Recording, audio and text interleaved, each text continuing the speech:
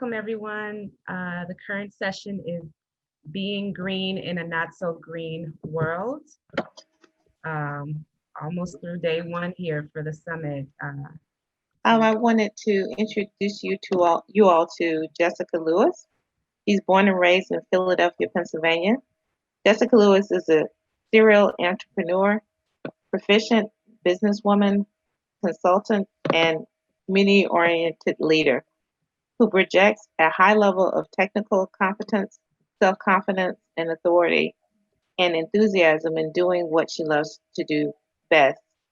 She started her own business consultancy firm called Real Solutions for Real People during her time in Philadelphia and has a well hosted show called All About Beauty, Business, and You. Radio program focused on beauty industry, entrepreneurs, community related current events, and before relocating to Macon, Georgia. She also has a BS degree in psychology from Pennsylvania State University. Jessica Lewis is the founder and chief executive officer, founded in 2018, of the principal notion of save our community, save our planet by helping our customers and their future generations create green spaces that withstand the test of time. Each building will reduce carbon footprints and reduce overall out-of-pocket costs for our company and our customer and our future generations. Jessica comes from a family of developers and knows what it takes to build. She has over 10 years experience in business and construction management skills sets combined with the co-owner Ibram, their experience. They have two great green construction uh, backgrounds for all your green construction needs. So I introduce Jessica Lewis to you. Thank you. I appreciate the introduction. How are you guys doing today? Wonderful. Wonderful, thank you. Thank you all for joining. I appreciate you sharing that about me, and I'm grateful to be a part of this fantastic Sustainable Summit because what should be important to us hasn't been as important to the rest of the world. So today's presentation is going to talk about how to be green in a not so green world using green construction practices. Okay, technology doesn't want to move. Okay, all right. So the first thing I wanted to go into is helping us understand that we as Black people, we are the reparation. So while many people are hoping and wishing that they're going to give us a handout or give us some money or fill in the blank, the only way that we're able to move forward because we are the original people and because mostly everything that's out there, we all know, we've invented it.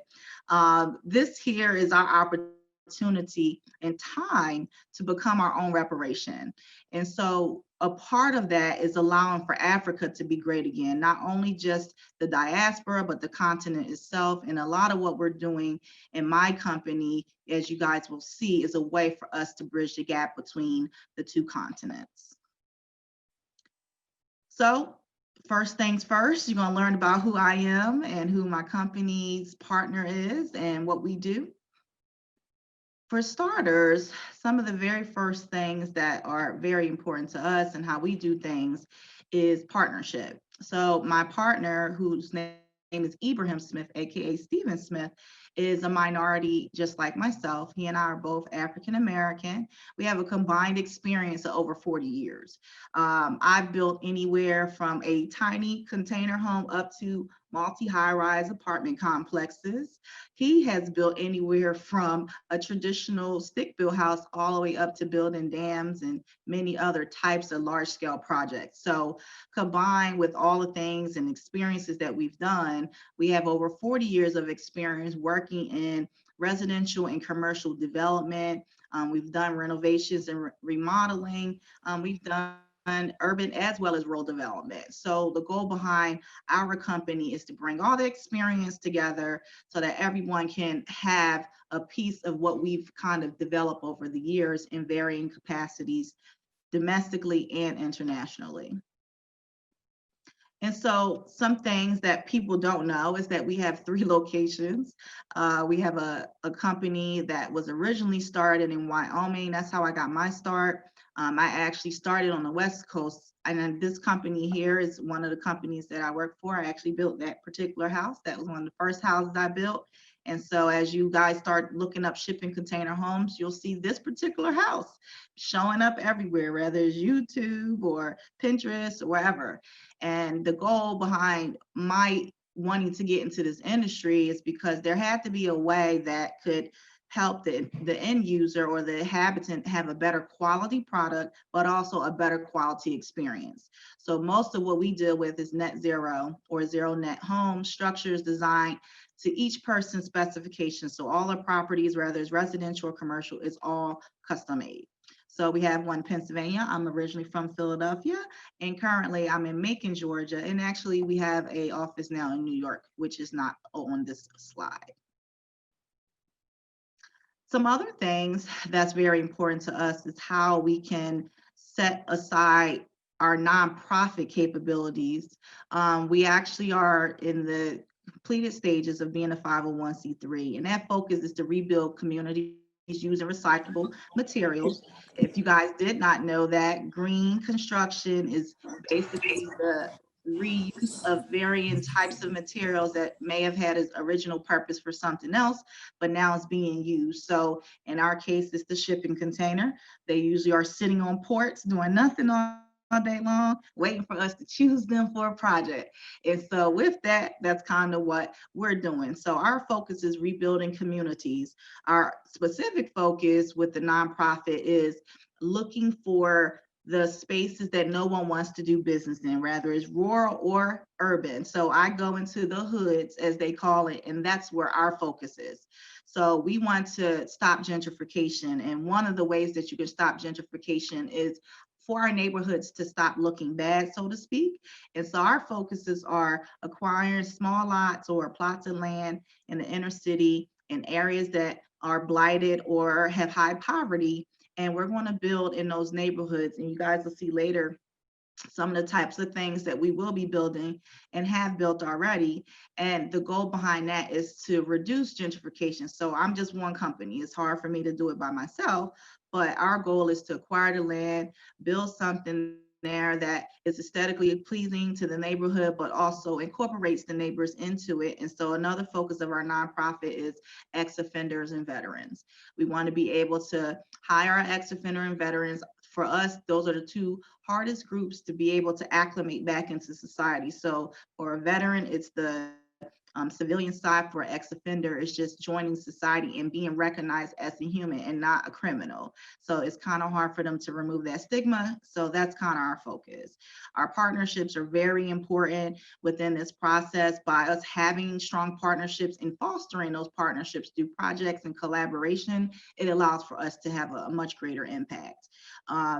Our focus literally are on people who either want to get into the industry using green construction or may already be in construction. So you may already be a general contractor or architect, some other type of green sustainability expert. We want to partner with those type of entities to be able to come together to do projects together. Some other things that's really important to us is not excluding our communities. And so this slide just kind of breaks down some of the community benefits. So as we are going to do more collaborative projects in the blighted, impoverished areas, we will be establishing a project website where people can go to regularly to kind of see and get updates on what's happening. We also will have a very transparent process that actively includes community members, stakeholders, those who live there, those who want to live there, so that they can kind of understand why that particular area, which once may have been undesirable, will be desirable after we complete more projects. Furthermore, we want to conduct and organize public meetings that are inclusive of those who are in the neighborhood. So those are things that we are actively working on. Some other things that will be included within our projects are green job growth. And so we don't just want to come in and do work. We actually hire locally, everywhere that we do projects. And so part of what we'll be doing is green jobs in the way of teaching people, and you guys will see that a little bit later on, how to get into green construction. You spoke earlier, about trades. People need to know that there are ways for you to learn about this process, and if you wanted to do it formally, we do have relationships with a few different technical schools to be able to provide that in class, what we call foundational principles of certain trades, and then you'll come to with us to work on site to actually practice what you're learning in class. We also hope to have a car and van share program. The goal of that is we find that within our nonprofit and just in general, and you guys can attest to this, because my Bachelor of Science degree is in psychology, I've learned a lot about Maslow's hierarchy of needs. And so at the very basic of things, most people need food, housing, and other ways for them to make money. And so we do address one part of the money making with the job training and green construction jobs. Then you have your other basic needs. They need that money to be able to eat and to find housing. So we address the housing through our construction projects. But in between that is food, which you'll learn about very shortly on how we address food sovereignty. And so what's very important without this entire process is to understand that there are ways that you can incorporate all these different things into one project. And you'll find out very shortly how we do that. We'll have home buying, counseling, and assistance. So we have our community development financial institutions that we've partnered with here in Georgia and other states to help people understand the home buying process so that they are financially literate as much as you guys may have learned from the previous session that I was just in, just educating themselves about that process. And then we want to focus on teams. So instead of STEM, we added T into it, the A into it that includes the art. So we said teams approach because we wanted to be more of collaborative. So we're used to the science, technology, engineering, math, but the A adds the arts, but we work together as a team. So we flipped that around as a new acronym to be able to include collaborative efforts in us working together as one. Some other things that we will include in this is mentoring, one-to-one mentoring, some other key components of, hold on one second, some other key components to being a part of some of the projects that we're doing is that we will have community gardens, we will have mentoring, whether it's individual mentoring or family mentoring, believe it or not. And a part of another nonprofit I started was, as I grew up, my mother died when I was really young, and my father has been incarcerated most of my life and still is incarcerated at my age. And so what I did not have growing up is a male and female role model, regardless of the family that was left behind for me. I didn't have somebody I can look up to help me understand life. And so our mentoring program will include that, along with learning how to be an entrepreneur. We have an entrepreneur school. We teach people about investing. So real estate investing, cryptocurrency, and many other ways that the world is shifting towards as far as technology, as far as financing. And so we want people to stay ahead of that. So our communities would teach that. And more importantly, communication training. It's very hard to be able to do a lot of things in life if you can't articulate yourself. So that has nothing to do with sustainability, but personal sustainability it does. In order for you to get further ahead, you have to show people what you're capable of sometimes, and that way they better understand you and better know how to help you. And so within that's where you kind of see the public speaking. We'll teach people how to talk on camera, how to effectively write, little things like that.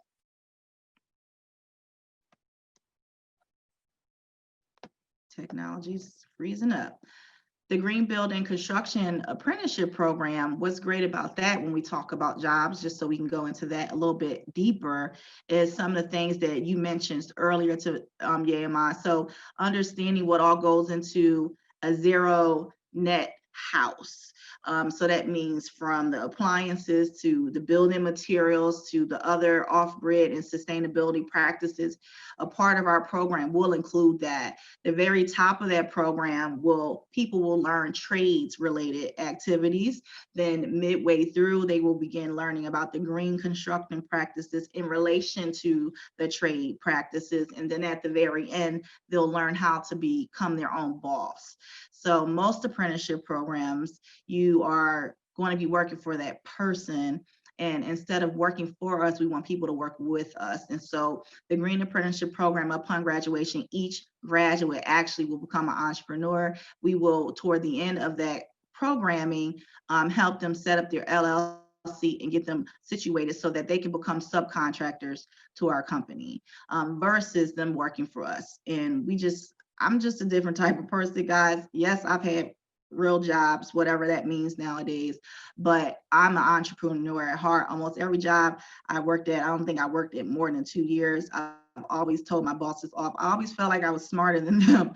And so with this, we want to actually encourage that. We want to encourage people to think outside the box and think innovatively and think beyond traditional thought processes in order for them to get further ahead. And so within this entire apprenticeship program, without going into detail every single component of it, it actually will help people understand what all goes into a solar energy and solar panels. And you guys heard from some of the water panels and the water technology. It's so many things, and all of those are ways for people to create businesses out of it. And so rather it would be your first water bottling company, or maybe you're into electromagnetic energy, whatever, we'll be teaching all of that with some of our partnerships who are going to come in and focus on what their areas of expertise is. So I'm very excited about the program because it's going to show every aspect of green construction, but also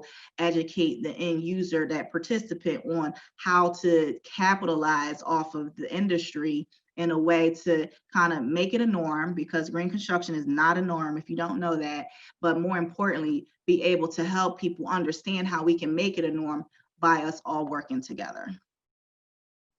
And so some of the things that are very important about what we do as a green construction firm is understanding who our end user is. So someone that's green conscious are very cognizant of what it goes into the process of green construction, but also how it impacts them and their community. They also are very smart about money. Most people in general don't know how costly it is to keep building with stick-built construction practices. And so whether that's the drywall, whether that's the wood for the framing, whatever goes into a traditional build out is always more costly than green construction, believe it or not. They also understand that the time to market is shorter. So by the time you went and built a whole 1,200 square foot house, for instance, the green construction house, let's say it's 6 months or more, I've seen in some cases for a stick built house, ours is less than 60 days. So when you're talking about trying to get a product to market so that people can actually experience it, green construction, using containers is a great way to do that. And I'm seeing that I've met companies that's using plastic bottles, all kinds of really cool things. You got 3D printing, not using cement. I've seen a lot of really cool stuff out there that we'll expand to within our business model later down the line. Most people that are in green construction are also forward thinkers and they desire modernity. And so what I mean by that is they understand that in order for one, most people, if you are not even in the green construction industry, a typical stick-built house will break down every single year, all the way up to the point where you have to start replacing a roof, or you may have mold in the house, or depending on what your plumbing is made out of, you may have to replace the plumbing or even electricity. And so there's so many things that break down on a traditional house or in that construction practice, that those who are into green construction knows that their product would last longer than a traditional method of construction. And the modernity side is more along the lines of they like things that kind of show innovation or show that there's cooler ways to do construction than, you know, the traditional way that you may see. So containers can be used in any way. I'm sure you guys can type in container homes or container whatever and see all the cool things. I've then seen they have container parks where they've created all commercial spaces with tiny boutiques in them. I've seen stadiums built out of them. Anything you can think of. It's pretty cool to see. And so that's also why I'm in the industry. I want to be in an industry that's forward thinking, that's looking towards innovation and also progressing. I couldn't be in an industry that will keep me stagnant because I just have ADD and it just wouldn't work for me. I'm like, oh, I got to go do something else. And so that's also very important in this process, knowing that you guys are partaking in an industry that is growing, that's not the norm right now. But as I stated before, it can easily become the norm if we all work together. And so now I'm going to talk about our company's product, the container, right? And then some other products that we use in conjunction with the container that makes it a fully green product. So more importantly, everybody knows about containers. Containers are wind, water, and fireproof. So you already know that, right? But what people don't know is that using containers, you're usually 80% faster build times than a traditional stick-built house. Not only that, it's eco-friendly, as you may know, because we're recycling something that's already been used. Typically used in our construction is a wind water tight, which means it's wind and water tight. So wind cannot get in, water cannot get in. Or it could be a one tripper, maybe only used for logistical reasons to bring something from another country to here.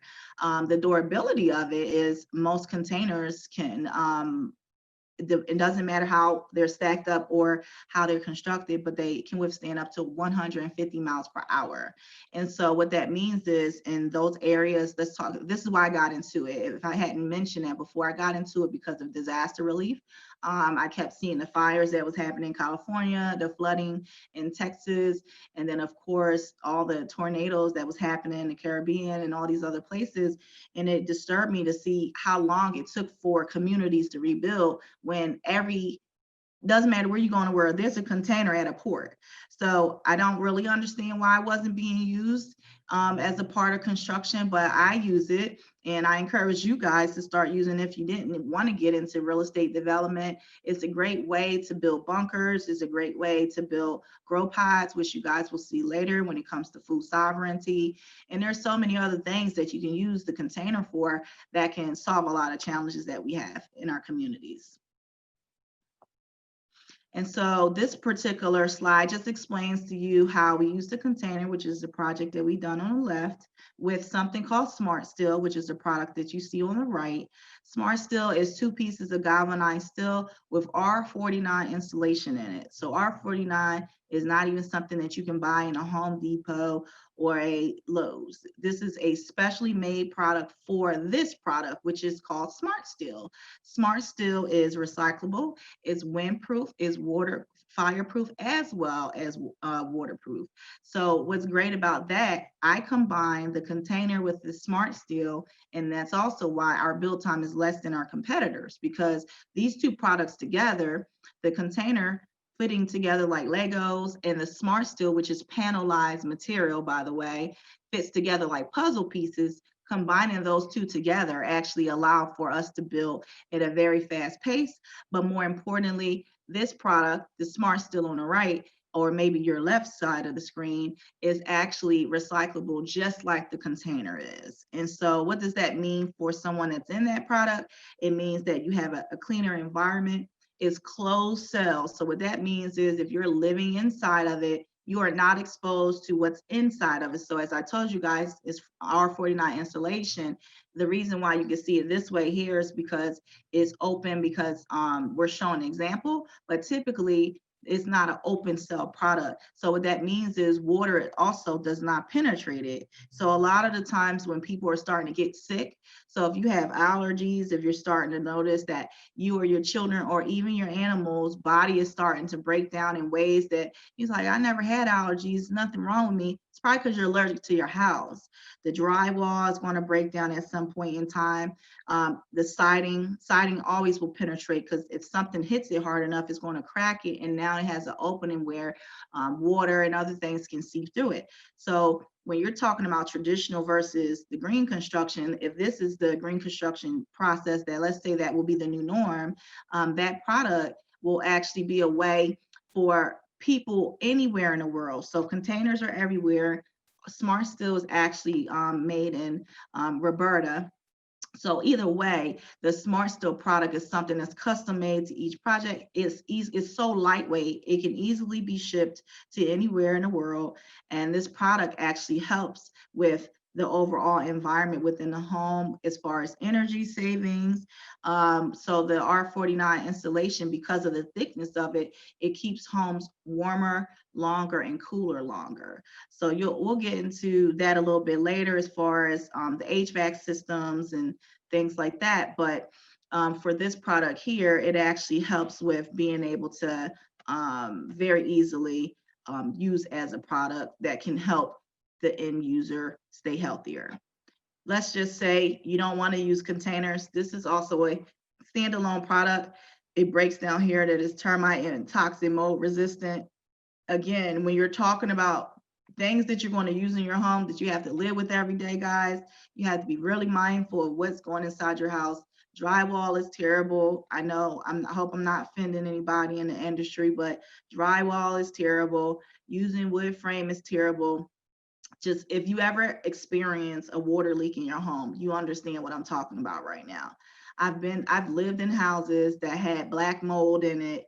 I bought a house that I didn't know had a little tiny leak in a pipe, and they had to replace all the walls in my house because I had an HVAC system that was central air, and that water was being distributed throughout my whole house. I had mold on everything, my clothes, my shoes, everything, all because of what that house was made out of. And so the reason why we don't use central air or ducted HVAC systems is for the same reason why you guys have to know that there's other products out there. The ductless systems for HVAC actually does not allow for the air to circulate throughout the whole house. So if something happened in one room, it won't affect other rooms. So using split units and other products like that will help with at least energy costs. An example of that is where I currently live in my apartment. I've been there for 6 months, and I'm using a split unit in there, and my bill has never been over $40 a month. I don't even think I'm hitting $30 a month for electricity bill, and the split units are in every single room. So it's pretty cool to see the stuff that I use in my projects. I'm living in an apartment that is a stick-built apartment that actually shows that. So my home will be built eventually, and then I'll be able to use all these things as well. So part of my home will be underground, and I won't go into that today, but if y'all want to talk offline while I'm doing some underground construction as well, other than, the apocalypse is coming. But that's something too that you guys can learn about too. I lived in Australia for a year, and we went into underground homes. And when I tell you, these were the most temperature controlled environments ever. So when you're looking at off grid, when you're looking at, trying to find better resources on how to save on energy costs and almost be truly net zero, which says you don't have a cost, so to speak, associated with your home, those are some things to think about underground housing. So you guys are probably wondering, who cares about what's so great about using shipping containers in the Smart Steel? The main reasons are the following: is that they're environmentally friendly, has a much quicker build time if you're going to be doing development projects.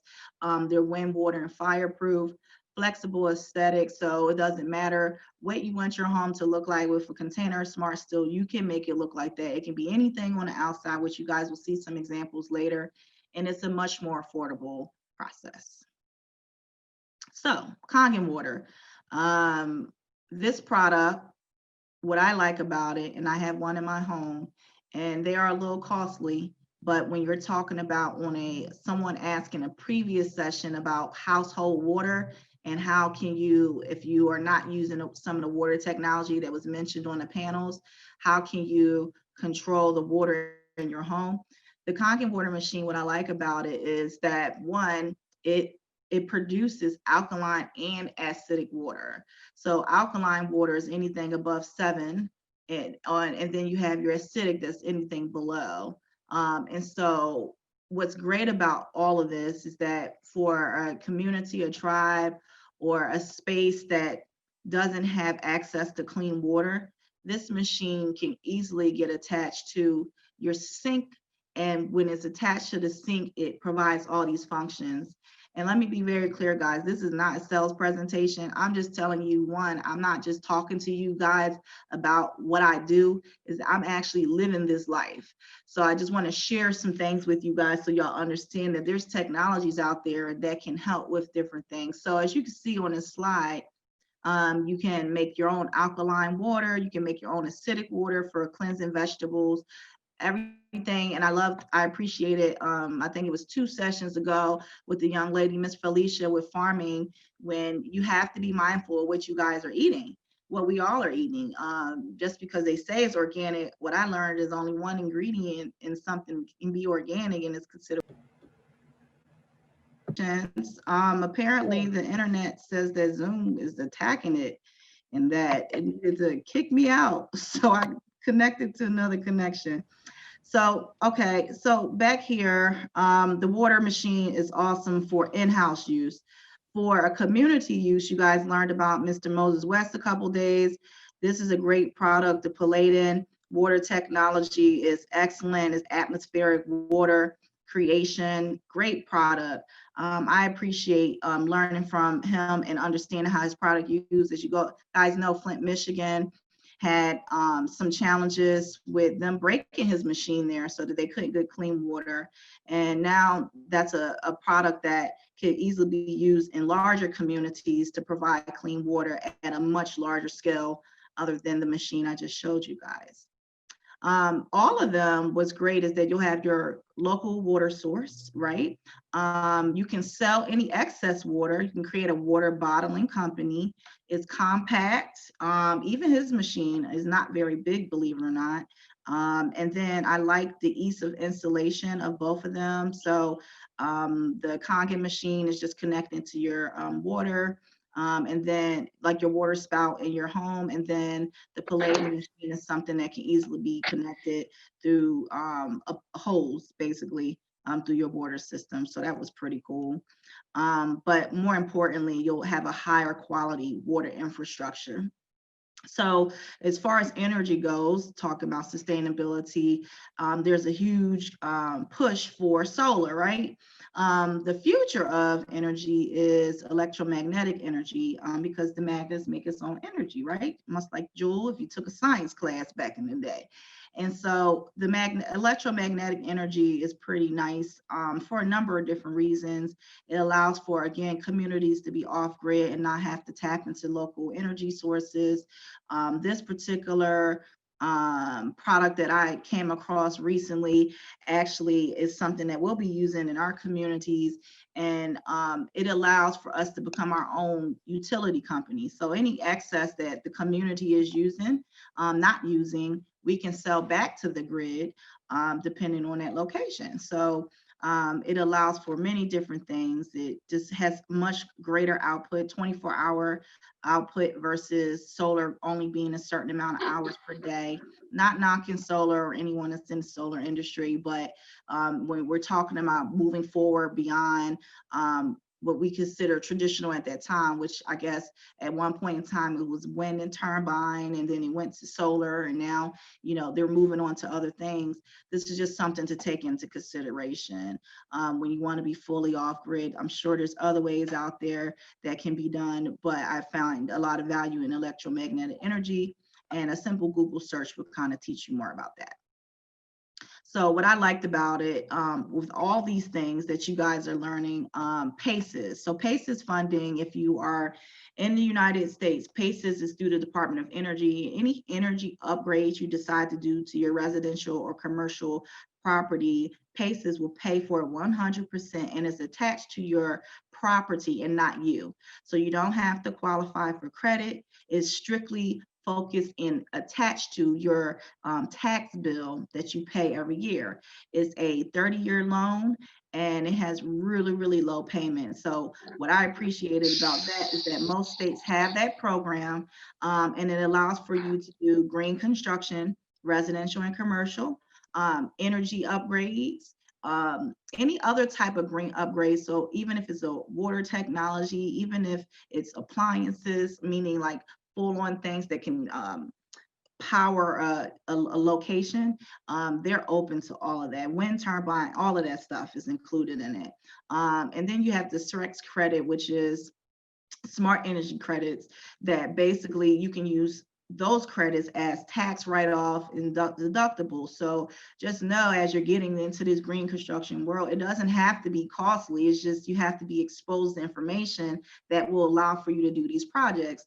Let's say you want to do a full-on development project. Same thing here in the US, you have USDA. They have some really awesome programs for multifamilies, because you know housing is an issue. For those who want to do housing things, it'd be really easy for you guys to participate in certain types of programs that are already in existence.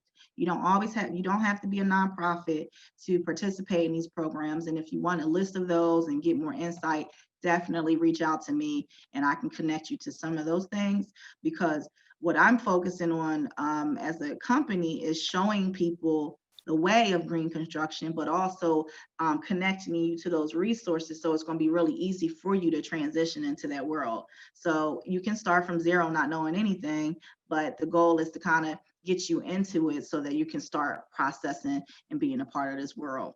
Some other things that, and this is personal towards our company, not so much a green thing, but we'll be focusing on encouraging people. Remember, we talked about investing earlier. We know Bitcoin is sustainable by itself because it's the only decentralized digital currency. So when you talk about financial sustainability, we are actually going to be creating crypto mining facilities, which will be built out of our 3D machines that we using Polymer and a couple other things to build it out. But what's really cool about these is that it will allow for people, again, creating more jobs. We can use the solar, as you see, solar is shown in this. Solar combined with this is a great way to create more jobs, not just for the facility itself, but the build out of the facility. But it's a great way to start looking at ways to be self-sustaining as far as financials, as far as moving from the dollar to digital currency as well. And so in short, and I'm wrapping up here, who benefits from this process? Anyone that's looking to do green construction projects. There's so many different types of green products out here. I'm only showing you guys some that we're personally using as a company. Our customers are being exposed to opportunities where they're using less but have greater impact. And then more importantly, it helps with the environment. Mostly everything we show reduces the impact on the environment in some way, shape, or form. Non-exhaustive list of how you can use all those products as well is grow houses, which I'm going to show you guys in a minute. Some projects, the next couple slides are just going to be pictures. Grow houses, you can use it for commercial use, residential group homes, affordable housing, luxury housing, disaster areas, temporary housing, and accessory dwelling units. When you talk about grow houses, they can be built like an aquaponic setup, a hydroponic setup, self-sustaining, and even automated. You are always using the green materials. A lot of the green construction practices help you qualify to be certified in different areas, whether it's LEED or other types of green construction practices. Of course, it's safe, fire, wind, mold, and structurally sound, and it helps improve the overall indoor environment. And so I'm just going to give you some samples of things that we've done already. So this is a container home, that red home that we saw earlier, the red and gray. This is the inside of it. So this is all recyclable, everything. The floors are the original floors. We just painted them with low VLC paint. We kept the exposed walls, got exposed duct system because it's a central air unit. This property is in Texas because it's warm there, so they do have central air.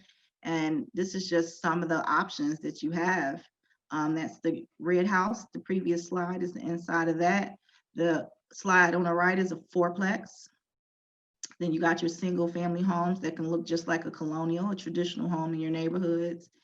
And these are our upcoming projects. We're doing grow pod condos. So the back here, that little small container in back actually is growing, it will grow fruits and vegetables. So anybody that lives in these homes actually will have an opportunity to have their own on-site flow for food.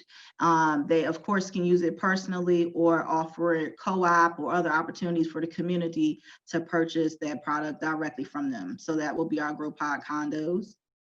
And then these are other multi-families that we built all out of containers. As you can see on the left side, you got the container exposed, but certain municipalities don't like the way they look. So we have to add some stuff on the outside to meet the aesthetic of that neighborhood. We've used them in commercial spaces. As you can see, to the left is a bar, the other side is the multi-family. It's actually a apartment complex.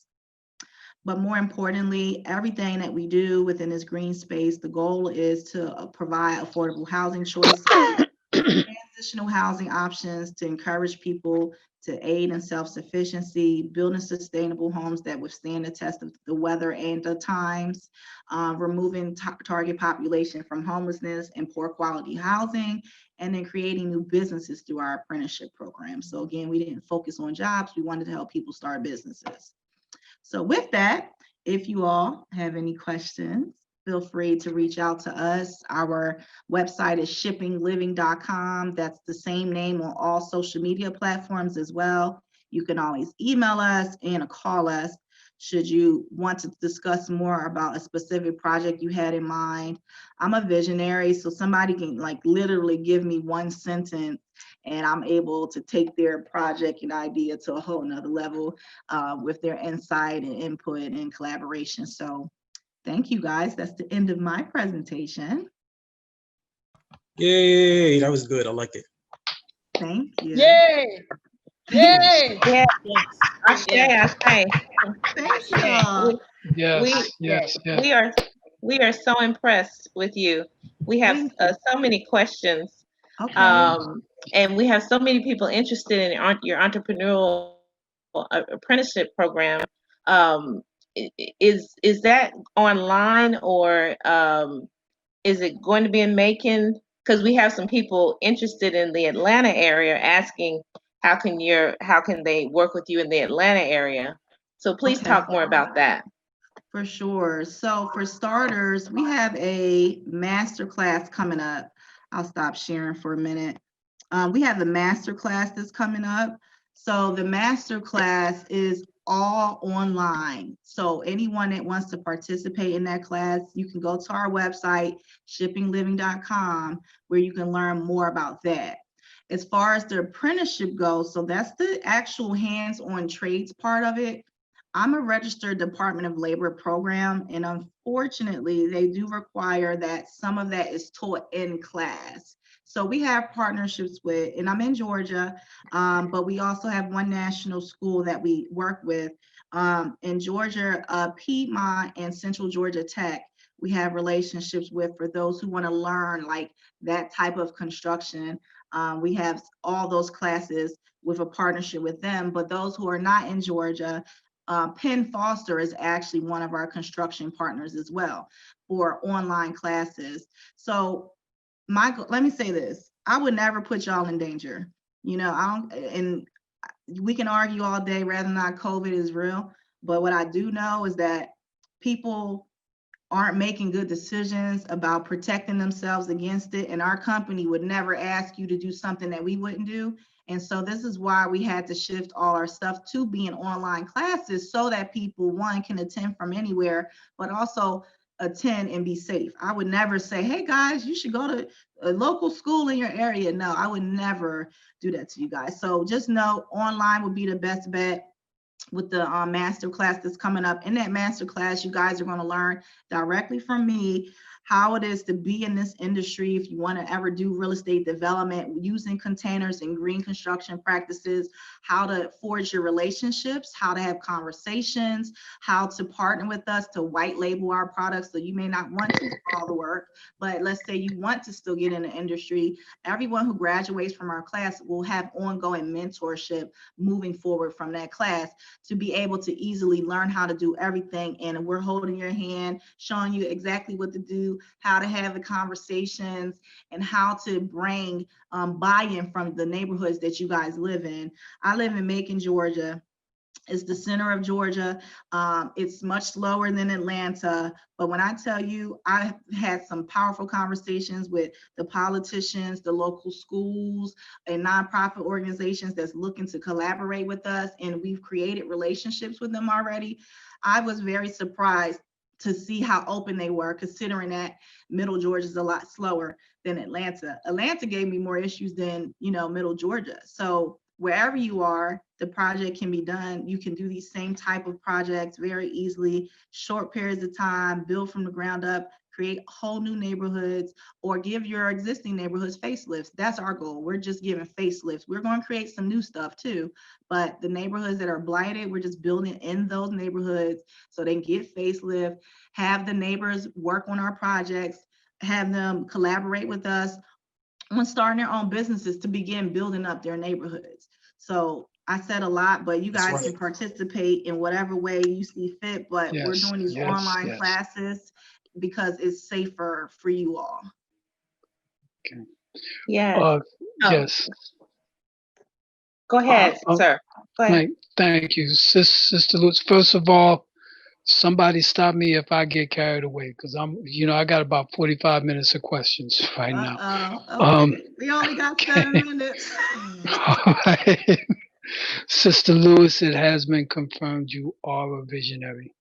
And I was just mentioning before, I stumbled upon this summit. I'm an electrician by trade. Been an electrician for over 20 years, worked with HVAC, worked with plumbing. I decided to go back to school to go for an engineering degree to build and enhance what I have in terms of hands-on experience with, what can be done in terms of design. So I definitely want to roll with what you're working with right now. First of all, I understand that OSHA, the government agency that deals with building safety among workers, they have a scholarship program called the Susan B. Haywood Scholarship Program for people who want to become certified. Because if you're working in the trade, even as a laborer, they expect you to be OSHA certified. So they'll provide that scholarship funding for any nonprofit organization. So that might be a funding source for what you're working with right now. Also, I've been I'm going for an electrical engineering major, but I've been intrigued by the thought of where they use a combination of geothermal energy along with like the mini split HVAC systems in combination with solar heating energy to get the most out of it. Because and of course the use of heat pumps, because heat pumps, they are effective within a certain temperature range where, say, it might be 40 degrees outside, but you can still heat your home efficiently, for a very small amount of money. So I'd like to work with you on that. One, I want to know what your plans are in terms of say energy management for microgrid systems, say where you have an entire block and they're using all different kinds of ways of collecting energy in a cogenerative of system, and find ways of efficiently of managing and distributing that area, say, on a small scale, if it's a block or what have you, if there's any software that would be required, if so, what type of software would be required. I'm working with a brother. He grew up on the streets in up in the Bronx, and he was part of gangs, right? Excuse me, I'm sorry, Yeah. Baba Mark. Let her Yeah. answer that question. You asked her about using something for the Yeah, microgrid. Yeah, let's just answer that question. Sure. Please. So with these projects moving forward, if we're in a way to build our communities back up, we have to, what you said, with combination of what you just said, so the thermal energy and some other things. Long story short, to answer your question, we have a product that we're going to be using that would light up the whole city, so to speak, where it will allow for everyone to have the level of solar, but at a greater level where there's no limitation. So, with solar, there's only a certain amount of time that sun, if it hits, and if it's a cloudy day, it's not absorbing the energy. So we have a product that's not affected by sun, it's not affected by wind or any of that. So those are some things that we'll be showcasing in this upcoming year for 2021. Of course, on the public side of this, I can't explain any deeper than that, but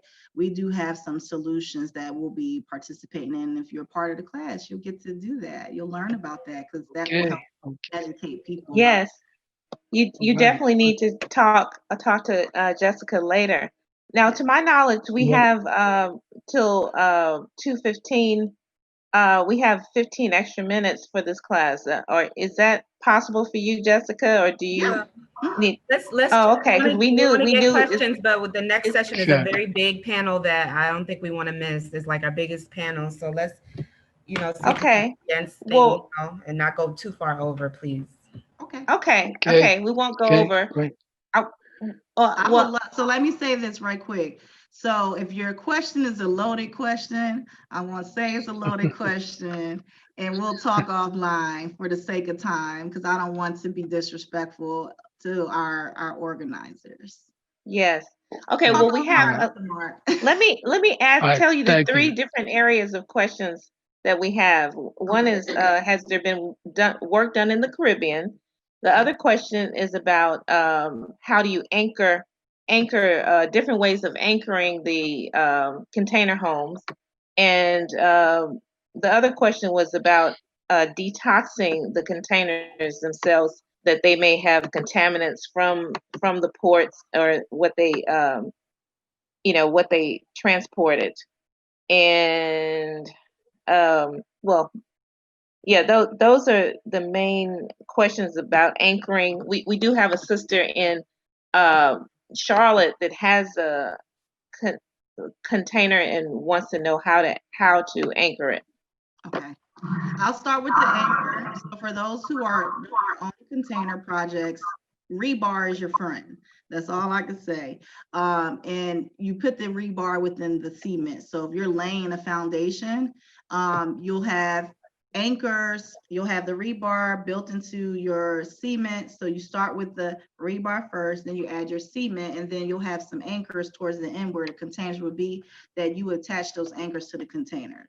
So that's the simplest way. I can't go into, like mechanical engineering or structural engineering side of it, but that's the simplest way if you're doing a project yourself. So cement and rebar. And I'll send you information, Jessica. Okay. It's okay. So I won't take time. I'll send you information. I was going to say, I'm just going to be short and sweet. Caribbean, we are working on the Caribbean. We are a registered business in Ghana already. We'll also be doing some stuff in Africa. We'll be rolling out a construction class for the Kenyan General Contractors Association and the Ghana Contractors Association. So we're going to teach them how we do it here, so that they can learn and be able to practice. I'm sorry. And then the last question in reference to. Oh, go ahead. What was the last question? It was the Caribbean. how to anchor.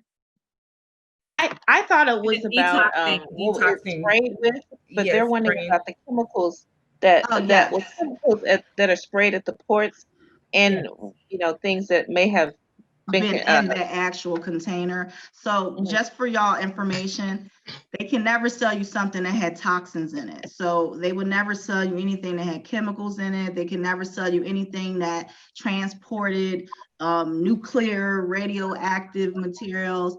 They are not allowed to sell you those. So those are what they call our dead containers. So once they get there, they're not even used for anything. They're separated from everybody and everything for that specific reason because of the chemicals. The container comes the way that the container comes though. So maybe it transported hay or it transported a car or something else. You can ask those questions when you're acquiring containers. So don't ever just take whatever they give you. Ask them how bruised is it, meaning how many dents it has, is any erosion already present, and also what used to be in it. They have to disclose that if you ask that. You have to ask though, otherwise they won't. Okay, I have a question. Since we're dealing with sustainability, are you also looking into natural homes as well, or anything of that nature? Okay. Yeah, I've been talking to several different people. So I've met a cool company that does 3D printing, but it's some kind of natural material that is just as sustainable as concrete. So between that and just other types of material, I've been learning a lot as a part of our journey outside of just metal usage. So yes, we are. That's good. That's good. And you would be open to expanding as a company to using other kind of buildings? Yes, I'm very open to that, guys. I'm Okay. so glad you brought that up. We're looking for partnerships. So if you know more than me, I am not going to stop you from being great. Trust me, we can partner together and figure out a way that we can expose our people to more and more materials. The more greener it is, I love it. I recycle. Like I've been collecting all my stuff since I've been sitting in this hotel room to take it back with me to make sure it gets recycled. Everywhere I go, I'm a little weird, but yes. Can you tell I me if know. you can you hear me? Yes. Yeah. Okay. Will you ship, or are you in that part of it where you ship and design in another country? Because I own land in Malawi, and I'm Okay. concerned about being able to have a shipping container natural, for wind and all that. They are subjected to a lot of that, and they're ag country, and Mhm. so being able to and they're not wired in this particular country. It's like 75% wired, but there are big areas that are not wired. It's like the fourth or fifth poorest country in the world. Mm. And I just feel like I want to do more there. My Okay. son is from there. Okay. As far as container usage and abroad, I'm here in the United States. That's why I said abroad. Containers are at every port. So it's not, we would not bring a bunch of stuff from the United States over to another country unless that particular product just isn't made there. And so he spoke about natural building materials. The container is easily paired with any other type of anything else that's sustainable. It serves as an anchor for that natural material. So it's very easy to do these projects abroad as well. Do you have to put concrete down and put it on a container, or can it just be put on the soil? It can be put on the soil. If you were here in the United States, typically we would have did a soil test to make sure it can handle the pressure of the container. If it's abroad, I'm not really sure how that works, to be honest with you, because I personally have not worked on a project abroad, but I can get that question answered for you. But cement isn't always necessary. Really, you don't need to put it on anything. If you had a cement block, you can place it on a cement block. You just want to anchor, and it has to be level. So a lot of people don't realize that in container construction, if it's not level, it's going to be really hard for you to place anything else in it. Everything's going to be like, kind of lopsided. Okay. Thank you so much. You're welcome. I'll take we two have more many. questions Oh. and I will end it. Well, we Because have many comments in the chat about different people that want to coordinate with you. Brother Charles would like to definitely get into the rural areas. And so everybody definitely look in the chat. We can The always only message question- our speakers directly. Go and interact with them in the Hoover chat. Messages there go, I believe, directly into their email through Hoover as well. Thank you. And Jessica, I think is going to be around on some other sessions. So Yeah. definitely. And Well, I'll the let only you guys, question, I the only created question, a topic for you guys to go directly.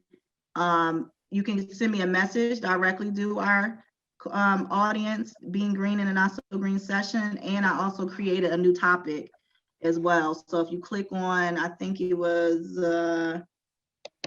I can't remember, but I'll make sure you Either guys. on Q&A or the community Yes, board. I just created a community board specifically for this too. topic. the only thing we didn't cover was the cost of the containers. And do you have a method of getting the land? I talked about, one person asked about land ownership and the cost of the containers. So I'll And- answer that very quickly. And you guys will also learn this same thing in the master class. I focus on buying land cheap because you don't need really but a half an acre to do a whole lot with. So to answer your question, land varies from place to place. Can't really give you an answer about pricing, but I'm a frugal Capricorn. So I will make sure you get the best quality land at the lowest cost possible so that you can do your project, right? As far as the cost, it varies from place to place too. So what I'm doing for people who are partnering with me is I'm giving you guys a wholesale price. So the same price that you will buy as a regular consumer, if you're partnering with me and we're doing a project together, you're getting a wholesale cost for it. So on average, it's $69 and up for per square foot for our container projects. We can build as small as 120 square feet up to however large of a project that you can think of. So that's the best way I can answer that. And we have more pricing on the website as well. So that's for the groundwork and all of that. Thank you. You're welcome. Wonderful. Wonderful. All right, guys, let's wrap this up. I don't want to get in Yeah. trouble. Yeah, I look forward to a lot of collaborations. People are talking about schools, the entrepreneurship program, and the master class. So please go to the chat. We thank you so much. You're such a dynamic entrepreneur and woman, Jessica. We thank you so much for this information, and we look forward to all the collaborations that will come from this. Thank you for your knowledge and your spirit. Everyone, have a great day. I'll see you on the next session. I'm joining. Ladies up.